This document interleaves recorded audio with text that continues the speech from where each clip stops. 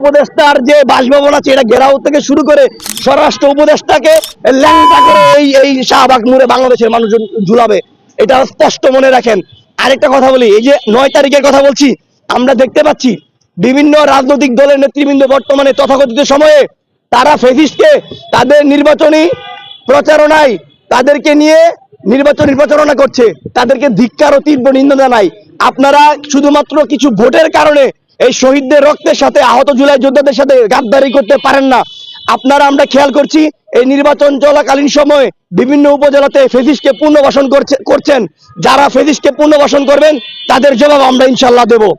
আর একই সাথে আমরা স্বরাষ্ট্র উপদেষ্টাকে বলতে চাই, আপনি একটি স্পেশাল ফোর্স এবং বর্তমানে যারা আছে সকল সকল সকল আইন শৃঙ্খলা বাহিনী এবং যৌথ বাহিনীর দ্বারার মাধ্যমে 8-9 তারিখের ভিতরে যতগুলো ফ্যাসিস্ট এই অবাধে অবাচারে ঘোরাফেরা করছে প্রকাশ্যে, তাদেরকে অ্যারেস্ট করে আইনের আওতায় নিয়ে আসেন।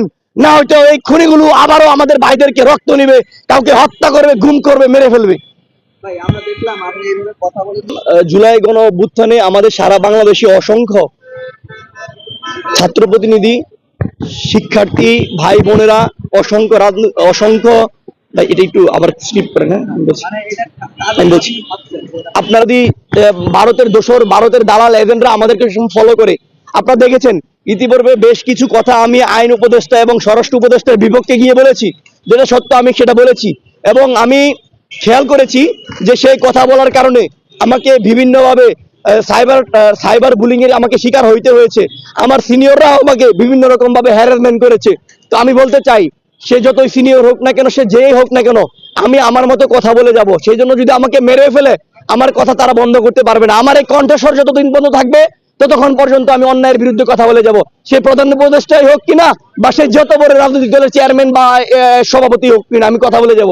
আপনারা দেখেছেন গত 17 জানুয়ারিতে আমাকে গুম করা হয়েছিল, আমাকে ইলেকট্রিক শক দেওয়া হয়েছে, আমাকে শরীরে বিভিন্ন জায়গায় ক্ষত করেছে সেই ফ্যাসিস্টের দোসর থেকে শুরু করে এই ভারতের এজেন্টের, রয়্যাল এজেন্টরা। আমি ভারত বিরোধী কথা বলেছিলাম। আমার কাছে মনে হচ্ছে আমাকে যখন গুম করা হয়েছিল, সেই ঘুমের ভিতরে সেই বর্তমান যে আপনার আইন উপদেষ্টা আছে তারও হাত থাকতে পারে।